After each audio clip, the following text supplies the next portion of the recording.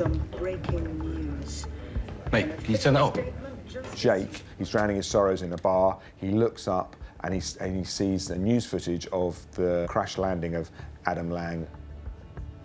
Although search and rescue teams continue to trawl the waters, agencies say they are now treating Adam He then gets a Lang mysterious text message going, "Help me," and it's from Adam, and Adam is in Hong Kong.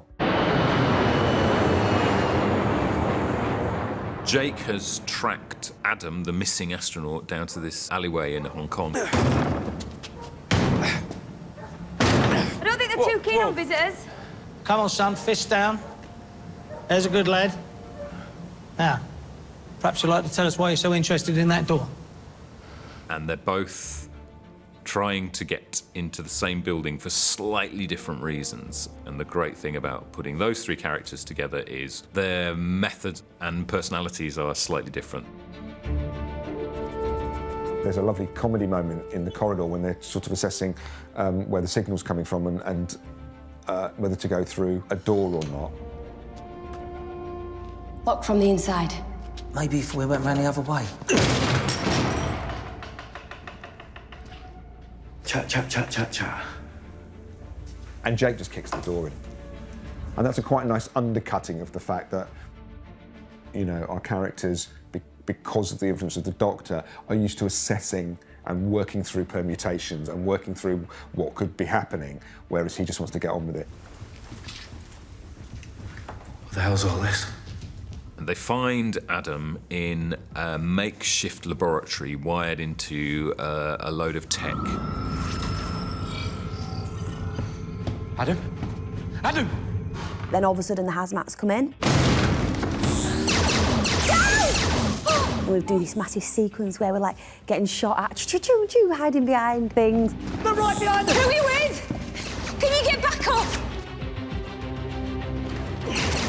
It's a shock to discover that I've sent them into a potentially incredibly dangerous scenario because nothing had registered before that, and obviously in that scene I discovered the reason why I'd not discovered, you know, extraterrestrial life in that world is because of the suits, potentially.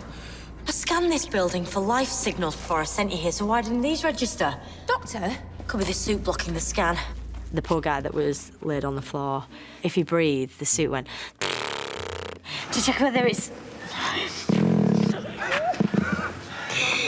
I know, sorry. And then the guy, James, in the mask started laughing and the noise got bigger. It was like an elephant trunk, and he was giggling. A grown man on the floor was giggling in this like hazmat outfit, and we just absolutely lost it. Like we couldn't talk to each other, we couldn't look at each other. I can't get the mask off, see their faces. And so throughout the entire thing, I mean, poor Matt, we just laughed at him. So we had to lose that at some point during it because nobody could keep it together, particularly Brad, who is a notorious corpse. That was pretty good. I must admit, that sort of lightened our day very, very much.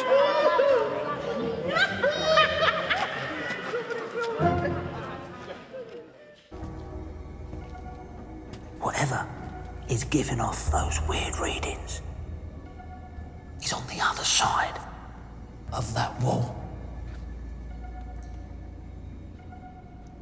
Is on the other side of this door. You're welcome. The episode that we're doing, there's quite a lot of times where we're now sent off to go do our own missions. Like we did last year, but now I feel like she trusts us a lot more. We trust ourselves. There's some very unusual energy patterns coming from this building. We're under instructions to find out why. She and Graham are a great partnership going into a room like that, and the Doctor trusts them to get the information that she needs. Oi! Guns down, or I'll trash it. What you find with Yaz in this episode is that she really is tenacious. There is a real element of the Doctor in her. The Doctor's really rubbed off on her. In a sense, she feels that she could, if the Doctor wasn't around, she could definitely fill those shoes for a while. Hesitation. Must be valuable. Graham runs in, he's like, come on, Yaz, no, you've got to leave it, and he grabs her. We're out! Yes, come on, leave it! Yes! I do feel like, oh, it's like my dad. Come on, quickly, Yaz, let's go. I think that she is continually impressed by how Graham has grown since she first met him and has become more heroic in a sense. And I think Yaz loves that about him. She sees in him one of them that's gone on one of the biggest journeys throughout their time with the Doctor. So they just have a really lovely energy between the two of them, and a good humour as well.